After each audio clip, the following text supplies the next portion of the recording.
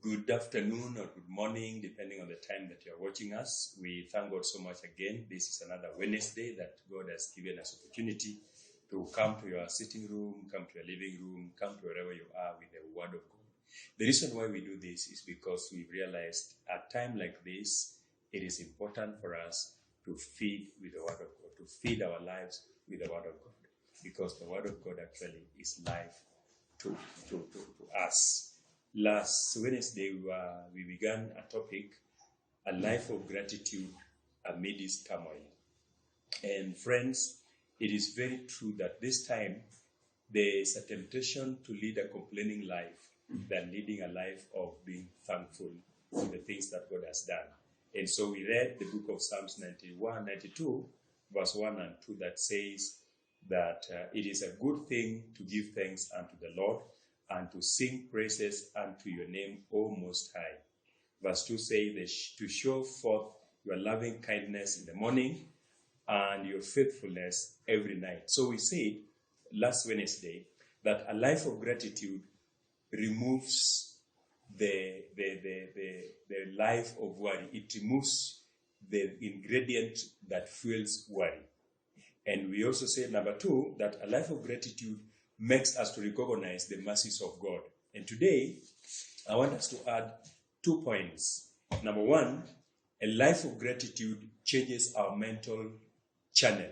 Now, our mind is like a radio or TV.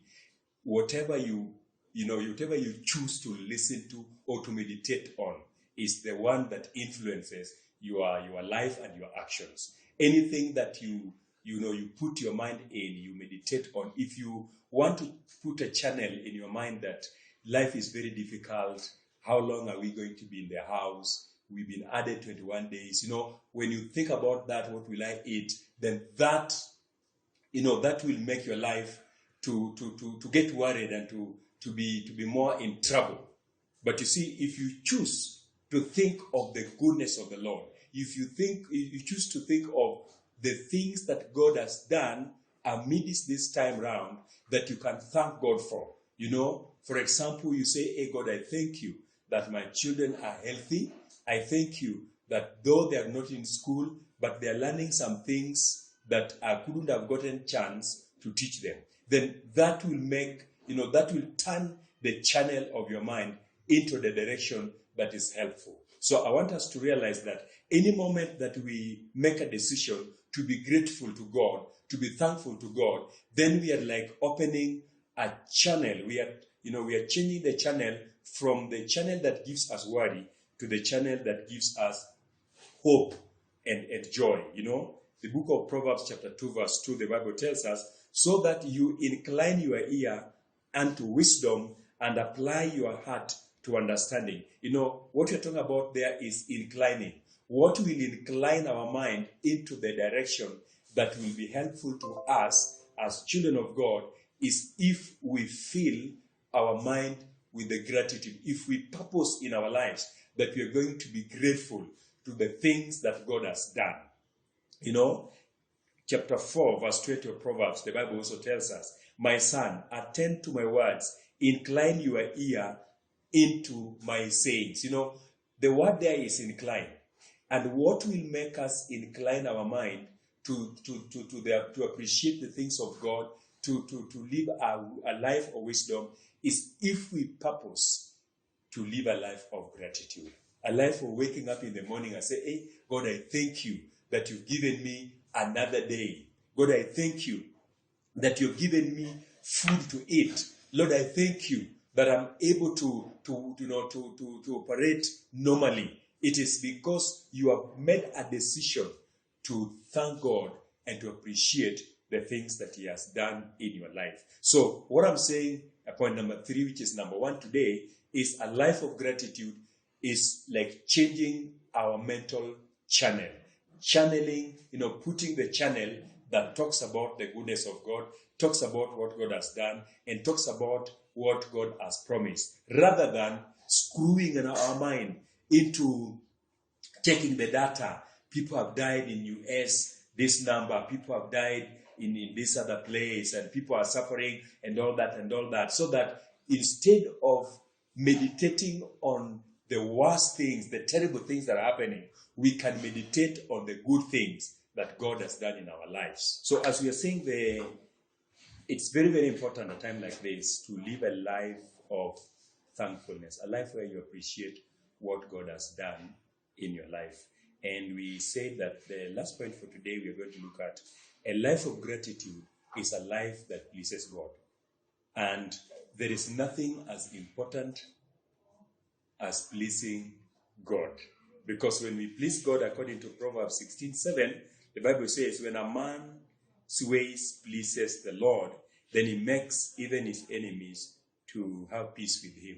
When we live a life that we please God, then we attract the favor of God. We make the environment be conducive for God to do all that we want to do in our life. You know, as much as God is omnipresent, He's everywhere. But for God to do some things in some places, the condition needs to be conducive. The environment needs to be conducive. So a life of gratitude is a life that pleases God. And at a time like this, we need to please God so that God can, God can be on our side. There is nothing as terrible as being in a side where God is not with you, where God, you look at God as an enemy. So when we live a life of thanksgiving, then we make our life please God. And that is very, very important because, when we thank God for what He has done, then it makes it even easier for us to get more of what God could have planned for us. You remember that story where, Jesus healed 10 people and the 9 people left, and one person went and gave God thanks. And the Bible tells us that Jesus told him that now you are made whole, your life is made whole. So it's, in other words, he got more than what the other 9 got, just because he lived a life of gratitude. Now I want us to pray even as we come to the end of this session. Father, in the name that is above every name, we thank you because you are Jehovah. You are God that is not limited by our limitations. Even moments when we cannot interact physically, Father, you are able to meet us at the point of our needs. I pray this time that you may help every person that is listening to this, that you may develop the heart of gratitude, a mind that thinks of the goodness of the Lord, even when everything is looking dark. When we think of the things that you have done and you are doing in our lives, then our hearts can have peace and we can live a life that is okay. So we pray that you may help us. And those that are sick, God, may your healing power reach them. We pray for them, Jehovah Lord. Those that are in agony and disturbed in their hearts, we pray that you may give them peace wherever they are. For we pray this, believing and trusting in Jesus' name. Amen.